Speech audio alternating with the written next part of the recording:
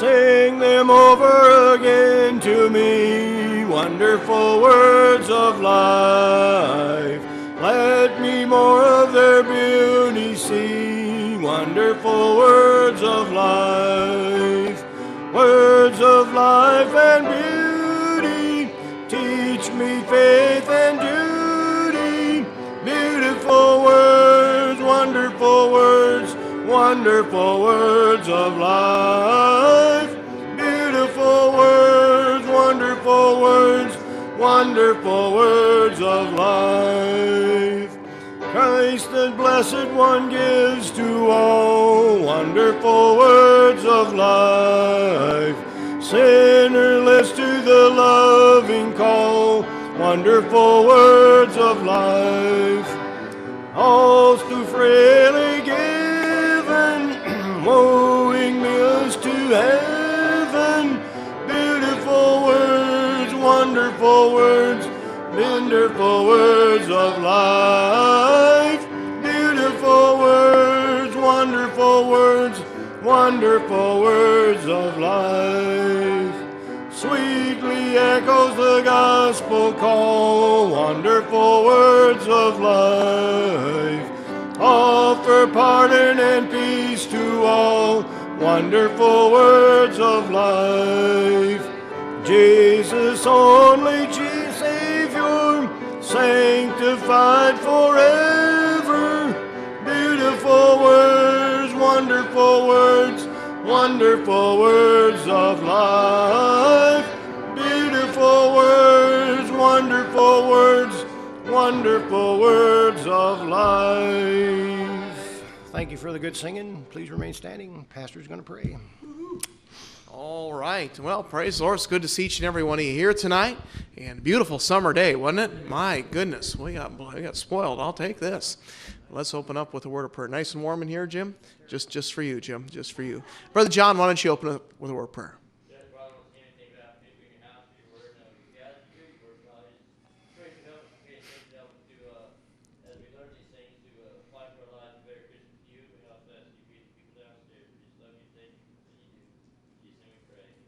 All right, Isaac, can you turn your phone off? He's not even in here, is he? Can still blame him. He left his phone. All right. Well, announcements. I forgot my bulletin in my office here. I know we've got a boys basketball camp is tomorrow, and Friday morning starts, I think, 6 o'clock tomorrow night. Am I right in saying that? Anybody know? Tim does? All right. 6 o'clock. Yeah, if you got that, bring that up here. 6 o'clock tomorrow night, boys basketball camp. And Brother Jim, they'll let you come out for that if you want, just so you know. So, boys basketball camp. Could you please? Yes, sir. And so you could wear a coat too. All right. Sunday there'll be a church picnic after the morning service. That's our postponed 4th of July picnic. And so we're going to have that this Sunday. And after the picnic's done, we're going to have a youth service back here in the auditorium starting about 1:30, 2 o'clock. And looking forward to that. And because of that, we'll have no Sunday evening service. And so be aware of that this Sunday. So let's see here. And then Sunday night through Wednesday, July 29th, girls volleyball camp will be taking place. So Sunday, the 26th to the 29th. Vacation Bible School is on the calendar, so please be praying for that and just ask that the Lord would do a wonderful work and bring young people out, and we'd love to see them trust Christ. And so please just pray for the souls of young people.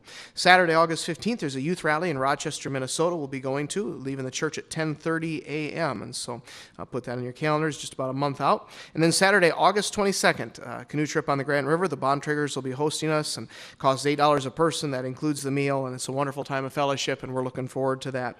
Let's see here. Sunday, August 23rd, there's a river baptism, and we're going to be going down in the Mississippi here. And I got several who are going to be following the Lord in believers' baptism on that day. And so if you haven't been scripturally baptized, it'd be a wonderful time to do so. But we're looking forward to that on Sunday, August 23rd. Let's see here. I think that's about all the announcements I've got. Prairie Christian Academy has enrollment forms due by Sunday, August 16th. So let's see here. The Lloyd's had an anniversary, and then the Paynes is tomorrow, Andrea. So, oh boy. All right. How many years, Jeremy? Wow. Ding, ding, ding. We have a winner. Man, is that guy good. You've been waiting to use that line for 2 months, haven't you? If you didn't hear him, he said he feels like he's still on his honeymoon. Aw. So, what a guy, what a guy. All right, Brother Jim. Yeah, I don't know if I can believe that or not. If you guys, if anybody's, shut the windows, we're going to turn the air on. I was going to say, if anybody needs their jacket, I'll run out afterwards and get it for them. It's like... 129, we'll stand for that. Rock of Ages. Please, 129. Rock of Ages, cleft for me, let me hide myself in thee. Let the water and the blood from thy wounded side with flood me of sin the double cure, save from wrath and make me pure. Could the tears forever flow, could my zeal no longer know, these for sin could not atone, thou must save and thou alone. In my hand no price I bring, simply to the cross I cling. While I draw this fleeting breath, when my eyes shall close in death, when I rise to worlds unknown, and behold thee on thy throne, Rock of Ages, cleft for me, let me hide myself in thee. All right, thank you for the great singing. Oh, you can be seated? Yeah, go ahead and be seated. Now, in just a minute, we're going to do something a little bit different tonight. And Brother Jamie, Daniel, where would you and Erin like to? You want to stand? You want to sit? What do you want? You're going to each have a microphone. But we're going to take a question and answer time tonight. And, of course, Daniel and Erin, missionaries going to Nigeria. And I thought it'd be fun. I thought it'd be an enjoyable time. And I've got a Bible study prepared, but we'll take time. So, John, if you want to ask Daniel anything, before he does it, too, I'll make him swear on the Bible. I sort of tell the truth, the whole truth, and nothing but the truth, so help me God.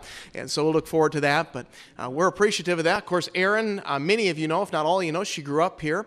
And John and Laura Moore's youngest daughter. And went off to college and met, in John's own words, a jerk from Michigan. And did I get that right, Brother Moore? Pretty close, either one. And but Daniel grew up in Michigan, son of a pastor, and went off to college and had a heart to serve the Lord. And I'm looking forward to hearing a little bit. So we'll have you guys share a little bit of a testimony, but then I'd like to take question and answer time. By the way, it's good to have Pam Moore here, and Vernon and Pat's. You're the oldest, right? All right. That's kind of a terrible thing to say, and I'm very sorry, Pam. I apologize. Yeah, they'll be at my door after the service, so pray for me. And so, no, I remember, Pam, I think you babysat me once or twice. Didn't I have to buy you flowers? Are you the one that I had to buy flowers for? I didn't? I had to do something. That was to Paula. Okay, well, very good. It was one of you.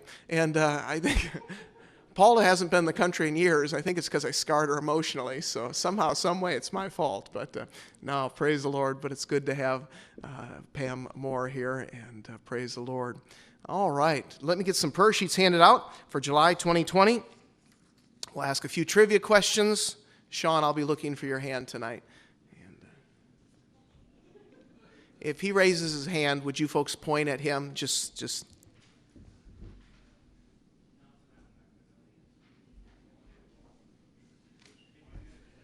Now, honestly, how often does Sean raise his hand? No. I didn't ask you. All right. How often does Sean raise his hand? I'd like to know. Stephen? You've never seen it before? Okay. All right. He's never seen it before. So that's good, Sean. All right. Here we go. Okay. Tonight we've got a Monster solid milk chocolate Landmark confections. Okay. And it's not even cracked yet. Usually these big ones are cracked. All right, then we got two little bite-sized Three Musketeers. The ones I'm bringing kind of are pathetic, but a couple Baby Ruths, and then Milky Ways. So here we go. So Bible trivia, and we'll test your trivia tonight. Okay, on what mountain did Elijah ask God to let him die? Sean. Okay, on what mountain did Elijah ask God to let him die? Nobody. Joel? No? Mount Horeb. Mount Horeb. All right. Okay. Whose original idea was the building of the temple? Abby.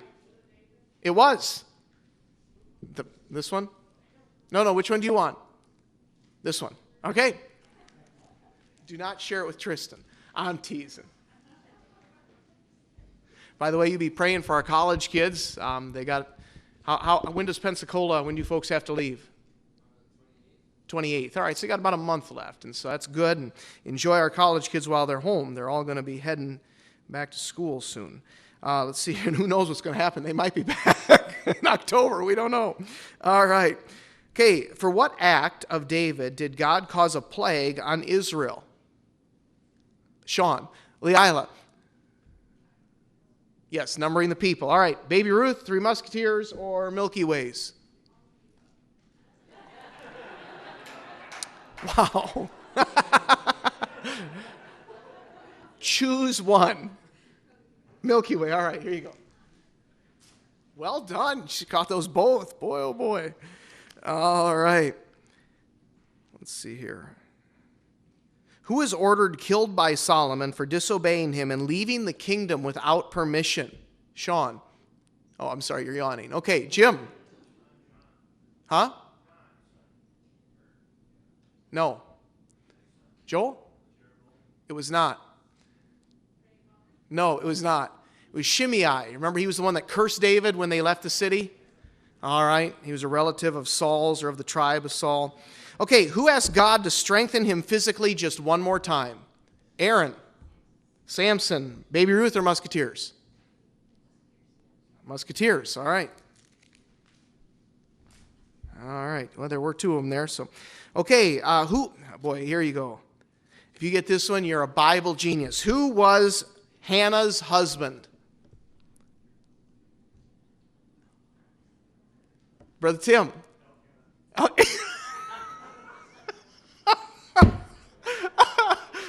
Tristan, you're so much fun. Brother Tim, you get the Baby Ruth. There you go. I'm not going to try to give it over to Cindy. Are you getting those? All right. Okay, Daniel Elkanah. Or Elkanah. I don't know. He pronounced all that. I always call him Elkanah. So. All right, Daniel and Erin, why don't you guys come on up? All right. Would you like chairs? Do you want to stand? What do you want to do? Sure. All right. For Leo, Daniel's got the new one, and Aaron's got the old one. All right. So what I'm going to have them do is I'm going to have them take a moment and share their testimony. Just take a few minutes to do that, and then answer some questions and ask them some questions, and they'll give us some answers. And folks, I just again, there's a call of God on their lives, and I'm excited about that call and excited to see what the Lord is going to do. And I think it'd be helpful because they've made some decisions that they're difficult decisions, and yet they're honoring the Lord. And so tonight I just want to take a few moments, give them some time, but then ask them some questions. So I've got some doozies, by the way. So it has to do with the Book of Revelation. I'm teasing.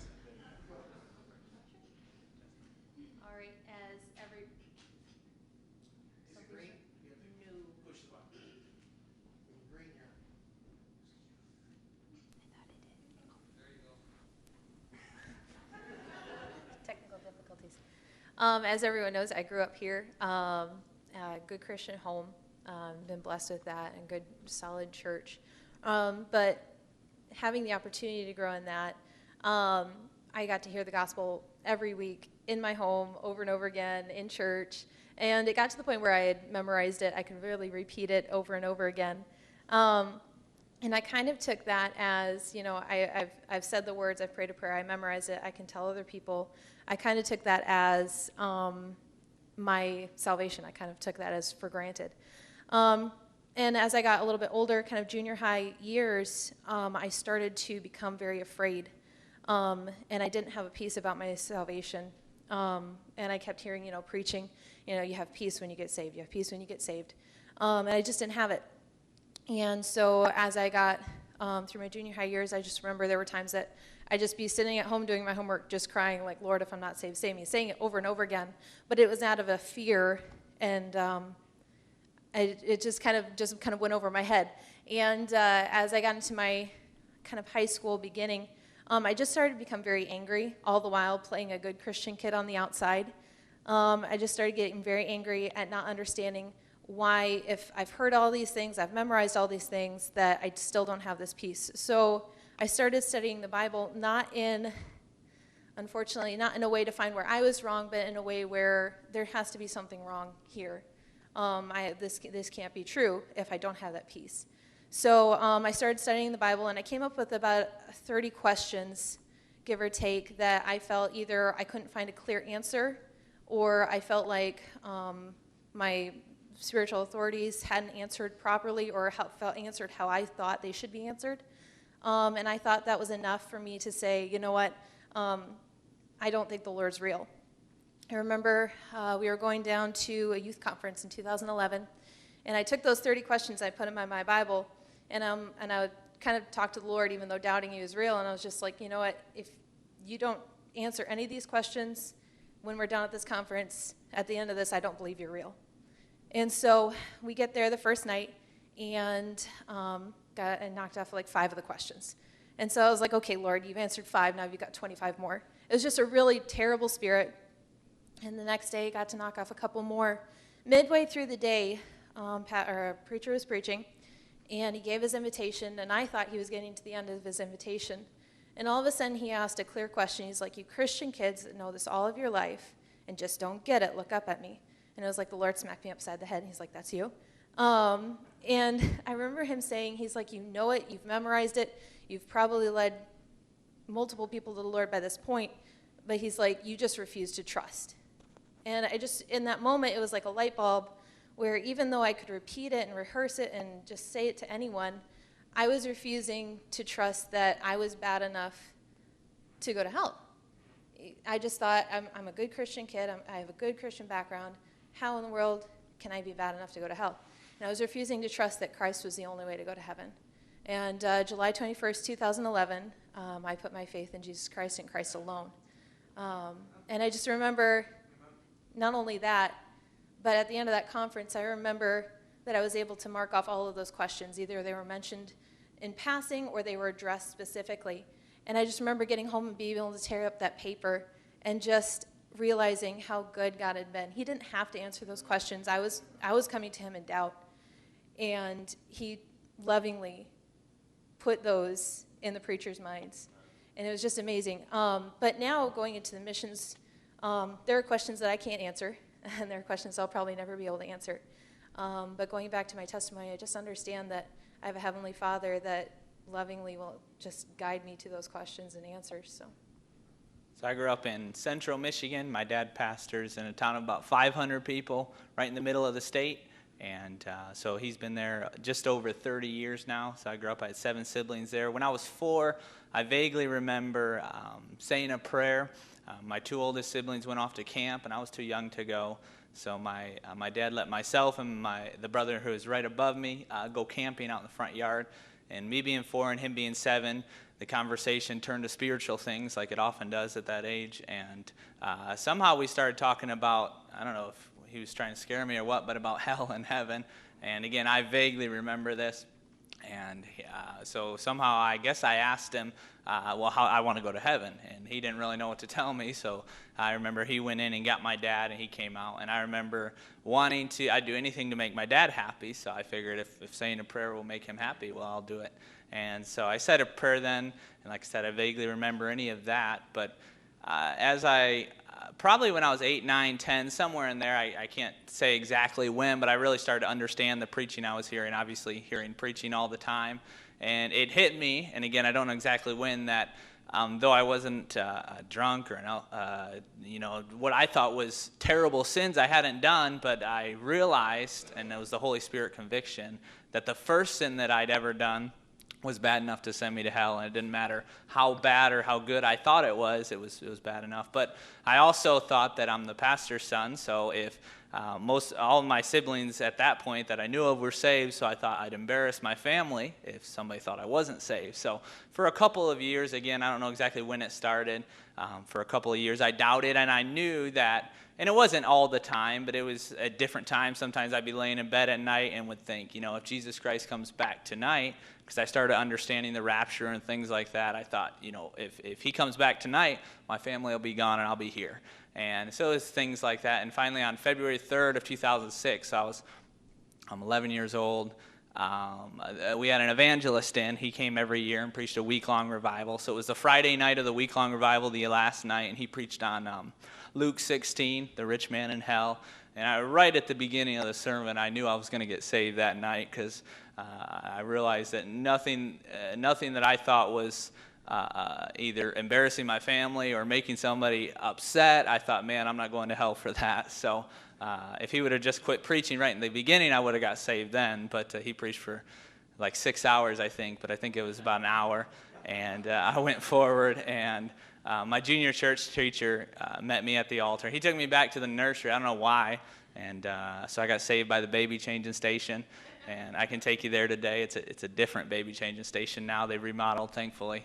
But so that's where I got saved. And then really about a year after that, at a youth conference, First Baptist of Hammond, I was called to preach. I remember I was sitting there, and my oldest brother was on one side of me, and my next older brother was on the other side of me, and we actually all got called to preach the same service. It was the last service of the youth conference.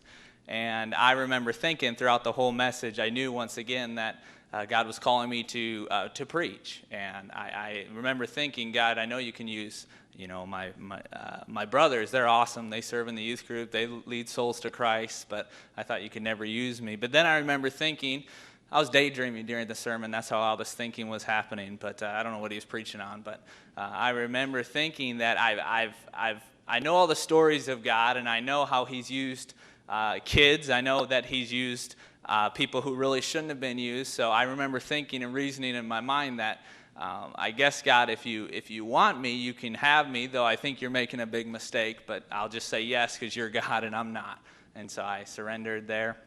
And I remember that, so that was, whatever that day was, a day after we got back from the youth conference, my dad took myself and my two brothers in his room, which normally didn't mean good things. That normally meant discipline and Mr. Leather. But so he took us in his room, and I wasn't sure what was going to happen. We're on camera. I don't know if I'm allowed to say that, but anyway, it said. So he took us in there, and I thought, what's going to happen? But anyway, he sat us down. He looked at us, and he said, "You're preachers starting now." And I remember him saying that you're not a pastor, you're not an evangelist, you're not a missionary yet, but if God called you to preach, you're a preacher right now. And I thought, whoa, a lot of things I do, preachers don't do. So I remember thinking, I need to fix some things. And so that really, and I'm perfect ever since, but well, not quite. But I remember that being heavy on me that I guess I'm a preacher, so I better start acting like one. Even though I didn't want to act like some I'd seen. But anyway, so at that time, so about a year after that, I'd wanted to be a missionary since I was 4 because I felt God wanted me to kill lions like David Livingstone did in Africa. And so since I was 4, I remember reading about missionaries and thought that'd be awesome. And I think God used those stories to work on me really even before I was saved. And so a missions conference so this would have been 2 years after getting saved. I was 13, a missions conference at our church. I remember surrendering. It wasn't really surrender. I was hoping God would let me be a missionary. I was just waiting for him to make it clear to me. And so that it was, I think it was, I don't know which night of the missions conference, but I told God I'd be a missionary, and then went off to Bible college. And it was in Africa. I always wanted to go to Africa. And I don't know why. Most people don't want to go to Africa, but I always did. And in Bible college, God put a certain country on my heart. And so all throughout Bible college, I thought I was going there. And I thought we were going there. And then I told the story before, but God changed plans, and we're going to a different African country. So we're going to Nigeria, West Africa, and I guess that's where we're going. So. All right, we got a question? Daniel, talk about your call, and then Erin, talk about your call to the mission field. So I guess, like I said, it was at a real a young age, and again, it was before I was saved, so it was just, and I think God used my parents, I think, and mission. Of course, in a pastor's home, we had a lot of missionaries come through and would come over for dinner, and I always enjoyed being around them. And I think God really used that at a young age, knowing what He had for me to develop a love in my heart for that. And as far as the call goes, one thing. At a young age, I started giving to, my dad's church does faith promise missions, so you dedicate how much you're going to give every month, and you do that by faith. And I remember, I think I started giving like a nickel every month, and when I was 4, 5, 6, somewhere in there, and not because I necessarily wanted to, but my mom made me, so I did that because I was scared, and so I started giving that every month. And I don't think that nickel probably ever helped very many missionaries, but I remember it started to put a love for that really inside of my heart. And again, I wasn't ultra spiritual and trying to help evangelize the lost. I just did it out of obedience. But as the years went by and I started being able to give a little more and a little more, eventually, I don't know when it dawned on me, but at some point it dawned on me that the money I gave could have an impact across the water. It could have an impact in Africa where I couldn't be yet. I could have an impact in China, and I thought that was the most awesome thing in the world. But as far as the call goes, it was really, God really placed a desire on my heart. And I know some missionaries will tell you they told God, I'll be anything but a missionary. I'll go anywhere but Africa, and that's where God sent them. But I think He put a desire in my heart at a really young age to go. And but then again, growing up, I'd hear sermons about America, and I thought, God, if you'll use me, I'd like to start revival in America. So really, it's always been wherever God would have us, and we've made the decision, even on deputation, before we get to Nigeria, to make sure we're faithful, because I don't want to.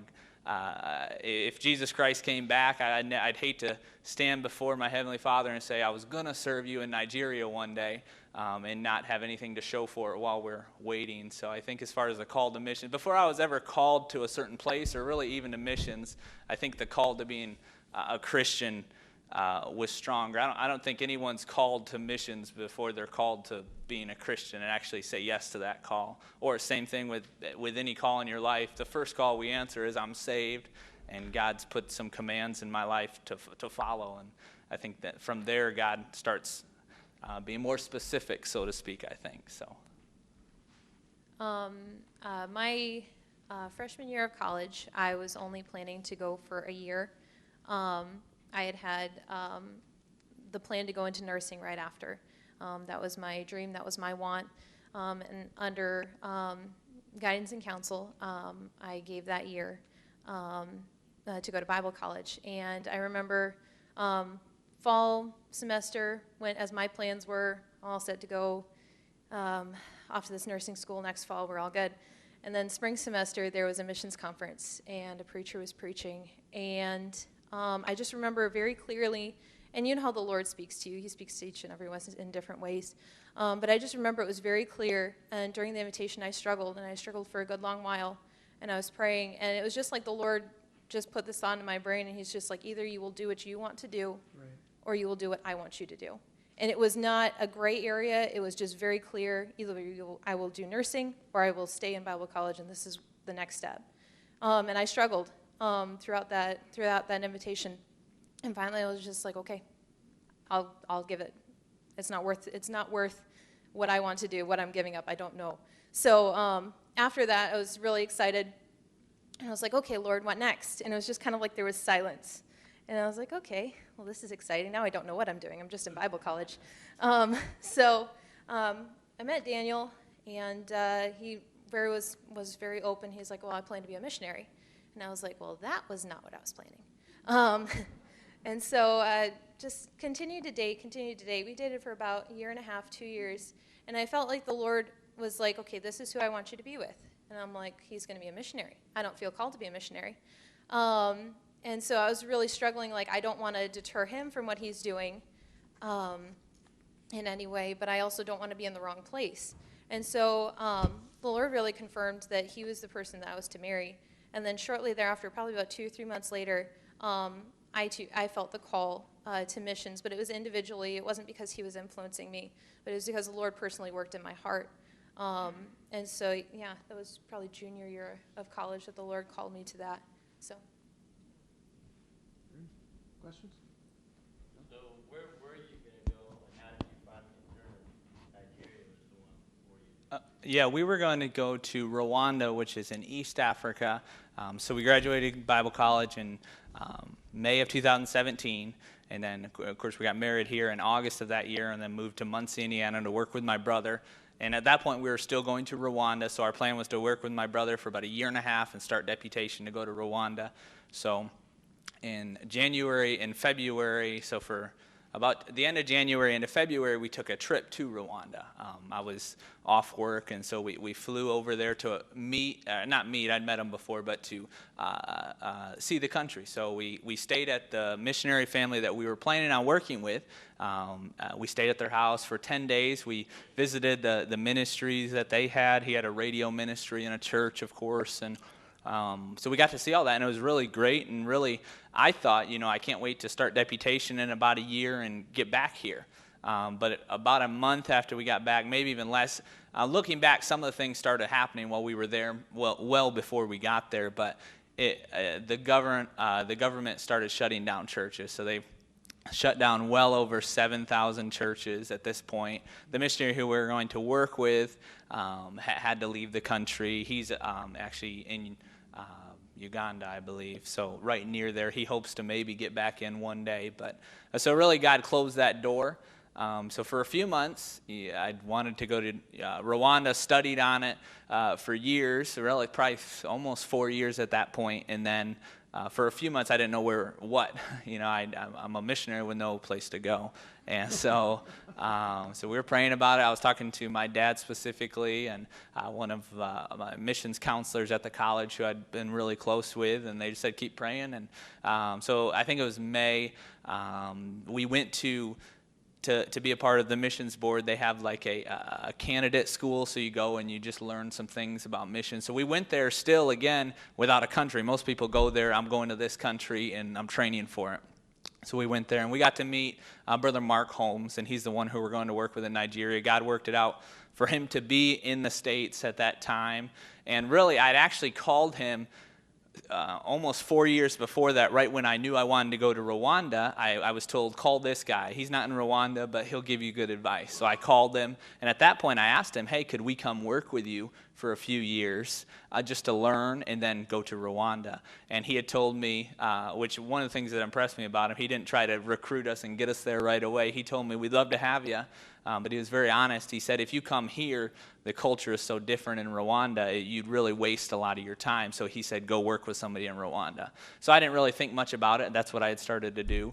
So 4 years later, the door to Rwanda has closed. He was in the States. And again, I asked him. I met him there at that conference. And once again, he didn't say, hey, come work with me in Nigeria. He just said, if you need anything, let me know. And so it was only a couple weeks after that. I knew right away. It seemed like that was the next step. So God really opened that door to go to work with Brother Holmes in Nigeria. We'll work with him for a few years. We didn't set a time limit. It could be a 1 or 2. It could be a lot longer, really.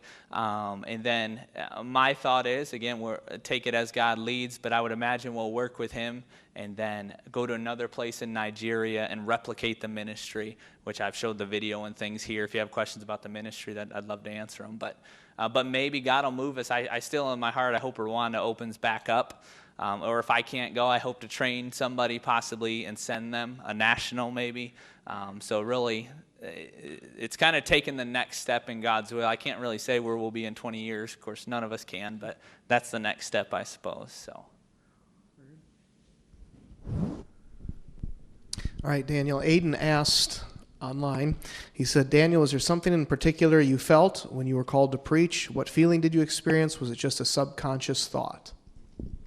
There were a lot of feelings, a lot of fear, really, but I think we get caught up in a lot of emotions sometimes. And I've got a lot of buddies who were called to preach and are nowhere. A lot of them aren't even anywhere near church right now. And I'm not saying that they were never called to preach. In fact, I know for a fact that a couple of them were called to preach and have backslidden. But I think, especially as a teenager, emotions are good, but we need to be careful to get caught up. Every time I see a missionary presentation, I would go to that country. I've been called to 74 countries so far, but of course, there's been sermons preached, and there's a difference between a burden and a call. I think every Christian ought to have a burden for the whole world, but every Christian doesn't have a call. I think each of us in here ought to have a burden for Nigeria. But as far as I know at this time, I'd love it if this changed, but as far as I know at this time, I'm the only one with a call to Nigeria. But because there's a lost soul on their way to hell that God's commanded us to love there, we all have to have a burden. The same with Prairie du Chien. A lot of you are probably called right here. Some of you are here and maybe called to another place. But as far as the question, as a teenager, there was emotion. I'd be lying if I said there was no emotion. But and my dad really helped me work through that.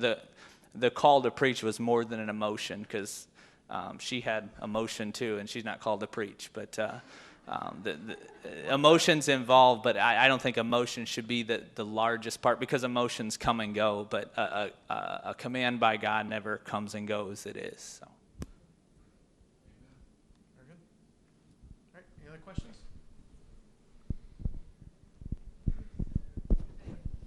Erin, this is maybe kind of more of a question for you, you know, kind of as a mother, and what has been the most, like, humanly, like, stressful part kind of as a missionary, you know, with the family, and, you know, like, I don't know, do you worry about, like, establishing, you know, like, simple things like residencies or, you know, funds, you know, things like that, you know what I mean?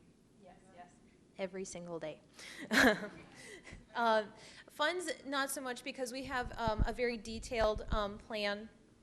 Again, the Lord is going to do what He's going to do. But as far as our missions board and us, we have laid out a very detailed plan of what we would need financially to be taken care of there.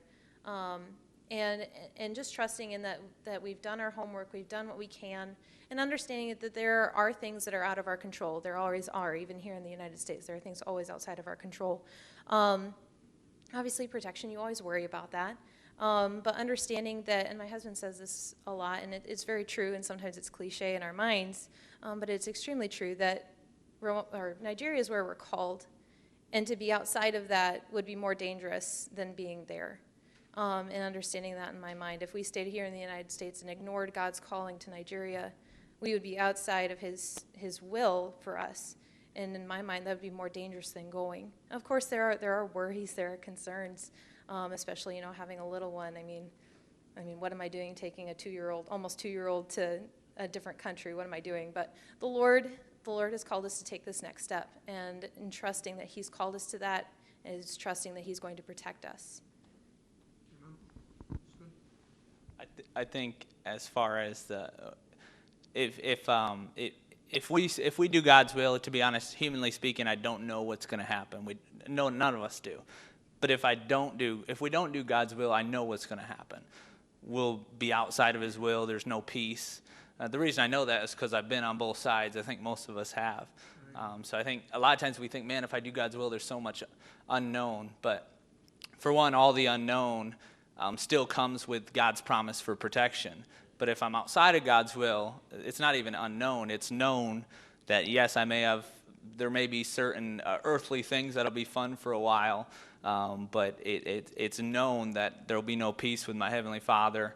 And so I think that's but we do struggle oftentimes with, especially when we're around my mother-in-law. She asks why we're taking a 2-year-old to Nigeria sometimes. But anyway, there are those, especially as a dad and a husband, there are the times, why would I, take my family way over there? There's a lot I could do here. And a lot of people have asked me that, there's a lot you could do here. You could pastor a church here. You could do a lot here. And we could, but again, knowing that we're called somewhere. One thing we're learning to do is counting the cost, and we all ought to count the cost. I mean, if I'm going to buy a car and I have $10,000, I probably shouldn't go to the Rolls-Royce dealership because I've counted the cost. I know what I have. I know what I can get. Same thing in life. If we count the cost of our decisions, so I've counted the cost knowing that if I serve God, I know His promise, and I've also counted the cost on the other side. If I don't serve God, I know what it's going to cost us. So. How will you be able to keep in touch with your families? I think I would miss my family terribly if I was in another country. Actually, it was kind of nice. We were in the country for about 18 days total. It was about almost a total of a 3-week trip with flying and everything. And I video called. We used, I think it was messenger calling. And I called my mom. She has an iPhone, so I used the iPhone calling. There's Wi-Fi readily available. There's a lot that's available, even like we would think of in the United States. Sometimes it's just a little bit slower. But I mean, I talked to them 2 or 3 times during that trip. I got to show them around the house that we were staying in, around some of the places that we were at. And yes, there was the distance. I love being around family. And every now and then it hits you exactly what you're doing. But honestly, technology, sometimes we get hard on technology and how bad everyone uses it. But it's actually kind of awesome because it's made the world so much closer. And I mean, you can see each other face to face and talk to each other in real time. And so I'm just glad that you don't have to send a letter over and then 6 months later hope to get a response. The missions has changed so dramatically with the opening of technology and such things like that. And we'll, as follow up on that, it used to be, and when I say used to, it's some still do it, but it used to be the rule for a missionary. Essentially, you go 4 to 6 to 10 years, and then you come back for a year. When you had to take a boat back and forth, it wouldn't make sense to go a couple years because you're taking 6 months just to get back and forth. So one thing the Holmes family does, a lot of missionaries do this, some don't, but we will probably fly back more often and stay shorter. So, it'll all depend on how things are going, but, come back every 18 months to 2 years and stay a couple months instead of being gone for 6 or 8 years and coming back for a year. So that I think will help too, but technology really, as far as obviously you're not there and people we're talking to here aren't with us, but it still helps a lot for sure. I think he was next. Has the Wuhan China virus affected their country like it has here? Or is it... Yeah, I talked with Brother Holmes, actually. He's in the Holmes family who we're going to work with. They're in the States right now on a furlough. That was scheduled before all the virus. Actually, their flight was pushed back a month, and they finally got out. But I talked to him actually last week, like last Thursday or Friday. It's a country of 200 million people. I won't give all the statistic necessarily, but the average lifespan in a third world country is a lot lower, so there's not nearly as many older people, and we know that the virus affects older people. So as far as death rate, there's not very many at all. They did shut down.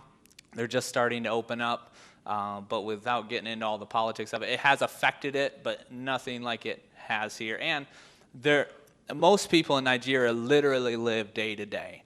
Like we say, we live paycheck to paycheck, but we're not going to starve if we miss a paycheck. There, if they don't go out and work and do their thing, they will go hungry that day. So they did shut down, but the government understands that, and it wasn't like a total shutdown, or they would have had a lot more people starving to death, So without getting into all the politics, it hasn't affected them nearly as much as here. I think there's yes, sir. How far along are we with your support? Yes, sir. We're actually, as of last week, we're almost exactly at 50% of what we need. When we started in 2019, we were hoping to get over there in 2 years, so the beginning of 2021. It'll probably be pushed back some. We're kind of shooting right now for the middle of next year, so about a year from now. Once we get to a certain percent, and I don't know exactly what that is, I'll have a meeting with one of the men on our missions board, and we'll once we get to a certain percent, we'll set a date, and so I'm hoping by the end of this year, we ought to be able to set a date and, buy plane tickets and start working on our visas. Because working on visas and things just to get there is about, Brother Holmes was saying, about a 3-month process. But we're at about half the support. And God's been really good through the virus. Before it all hit, we actually had this almost the whole 2020 scheduled with meetings, which was a blessing because obviously during the virus, a lot of churches aren't scheduling as many missionaries, and so God's really taking amazing care of us in that way. So we hope to get there in about a year from now is kind of the hope. So, yes, ma'am. What is the scope that you guys will be helping Brother Homes look like? Are you guys, obviously you said there's not a lot of older people, so then is there a large focus on children in that region? What's your range? Like, are you going to be in a larger city and you're kind of branching out to the smaller cities around it? What's your plan when you get there? Yeah, so right when we get there, working with Brother Holmes, he's in Abuja, which is the capital, over 5 million people, and he has the Bible college, and again, I showed the video, but that was a while ago. He has the Bible college, and then he has a Bible institute. So right when we get there, what we'll start doing after we get established and everything, we'll start teaching in the Bible college. At least I will. I don't think she will, at least right away, but I'll teach a class. And then the public schools are wide open to the gospel. So most of the country's very religious. So most schools have like a 15 to 20 minute session in the morning set aside for religion. Now they'll have somebody preaching on Islam come in. They don't really care. You could be a Catholic. It doesn't matter. But obviously, I wish those people weren't preaching. But because of that, we'll have the opportunity to preach. When I was there, I preached at 2 schools to about 700 young people. And we'll have that. Brother Holmes, because of different opportunities God's opened for him, he's never really been able to tap into the public school ministry. He wishes, but he just never had the time or the manpower. So he's asked us, and there's also another, I actually just found out today, there's another missionary couple on deputation going to Nigeria. But one of our friends from college is on deputation going there, and he's going to help as well. But get the public school ministry off the ground. So basically that'll be us creating a relationship with the headmaster or the principal, and being able to start getting in on, instead of like right now he's got a guy who goes in, but he gets in the school like once a semester, which is great. You get to preach the gospel. But we think if we can build a relationship, we can get in on more of a weekly or a bi-weekly. So I'll get a relationship with a headmaster, and then we'll use our Bible college students.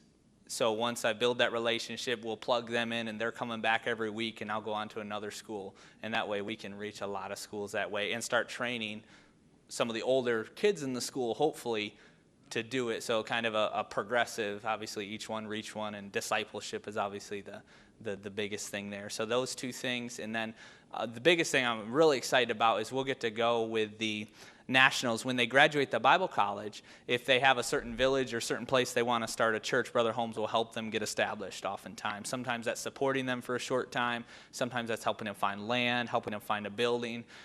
Sometimes that's just using a little bit of his him being an American there, using a little bit of his pull to help with something. And we'll get to go with those nationals and help them start their first church, which we're hoping to be a help to them, but I know they'll be a help to us as far as learning the culture a little bit and different things like that. So those 3 things will be our main focus right away. And then just kind of see as God opens doors. Brother Holmes has been, whatever God lays on our heart to start. There's a lot of things we can do. Erin would like to, you can tell them about sign language and everything. So They actually just recently, in Nigeria, there's a large population of deaf speaking people, and they speak American Sign Language. And up until this point, they have not had the capacity to reach out into that community. And just within the last couple of months, they have started up a deaf ministry. I think it was like 20 or so visitors the first week. I've started to learn sign language, and I'd like to be able to participate in that ministry. It's a very unreached people, a very misunderstood people at times. So I'd like to be able to reach into that outlet. So ultimately our goal is to plant churches, and that's what we're under Brother Holmes to learn to do. And the way he's done it, and there's lots of different ways you can do it, obviously. And every church that's planted preaching the gospel, I'm very thankful for how. But the way he's done it is, instead of him going to a village and living there 5 or 6 years and training up somebody and taking over the church and going to another one, which has worked for years and years, and that's a very good way to do it. He has stayed in a larger place and has people send their young people to, just like we do, send young people off to a Bible college to learn. A lot of pastors that really he trained years ago are pastoring, and they're sending their young people to come learn under him, and then he helps them get established. He's only been there 15 years, but I think he has at least 2 or 3 that way. They've started over 40 churches doing that, pastored by nationals, and that's the goal in my mind of missions is, for our case, teaching Nigerians to reach Nigerians. Obviously, you could name that to any country, teaching Chinese to reach Chinese, whatever, but teaching Nigerians to reach their own people, because obviously we hope God gives us a long ministry there, and even if Brother Holmes left today, there'd be well over 20 churches that are strong churches multiplying. Really, I think his Bible college would probably go on as well, and that's the goal, not to start an American church and pastor it while I'm there, and then when I leave it dies.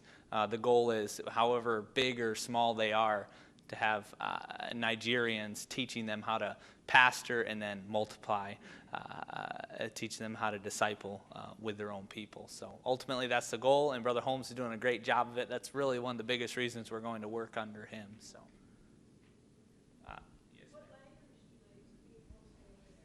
It's officially English. When we were there for 3 weeks in September.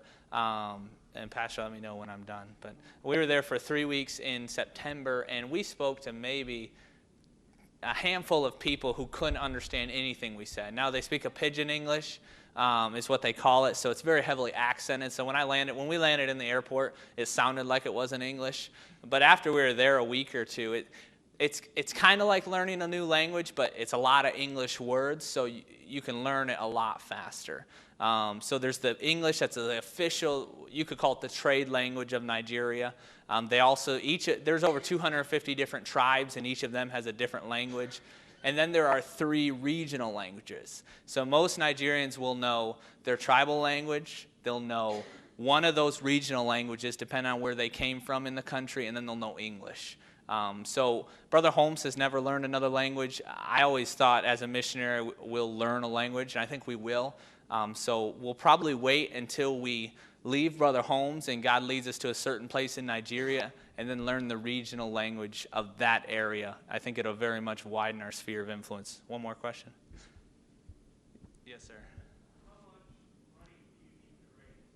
Yes, sir. Our target support level a month is about $5,800.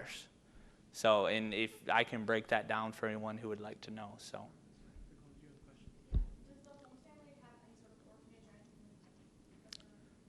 They don't have an orphanage. Now, there's a couple on deputation, I think from California. Then they did a survey trip with the Holmes family last spring before we did. And I think, want to focus more for orphanages. Now, again, Brother Holmes doesn't run one, but Nigerians under him are involved in that. Again, and in my opinion, that's the way to do it.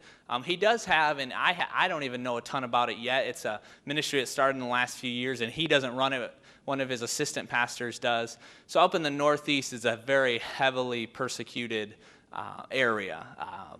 Some would say in the last 10 years there have been well over 6,000 to 10,000 Christians killed up in that area. And again, those statistics are hard to know. But anyway, actually, Brother Holmes pastors, they said if they didn't like me, they'd send me to pastor up in that area. So they got a great sense of humor. But they weren't laughing when they said it. So one thing they have, it's kind of like an orphanage, but within most Muslims, if somebody gets saved, their family will disown them. And sometimes a lot worse than that, try to kill them. So Brother Holmes, they call it the city of refuge, kind of like in the Bible. So he's got a home that he doesn't run. Again, it's his assistant pastor, and what it's there for is when some of these, specifically there's a tribe called the Fulani that are 99% Muslim. So when they get saved up in the Northeast and are persecuted, there's like a home for them down where Brother Holmes is. And the idea is, and again, it's only a couple years old, so they're still working on it. The idea is to bring them down, get them jobs and get them established, train them in the Bible college, and send them back up. The amazing thing is a lot of those people who get saved and are hunted down up there want to come learn how to go back up there and reach their people. It's really incredible. And so that's not an orphanage, but it's kind of similar. All right. Well, hey, let's have a word of prayer for Daniel and Erin. Brother Joel, why don't you stand and pray over them and ask the Lord to bless them in their endeavors.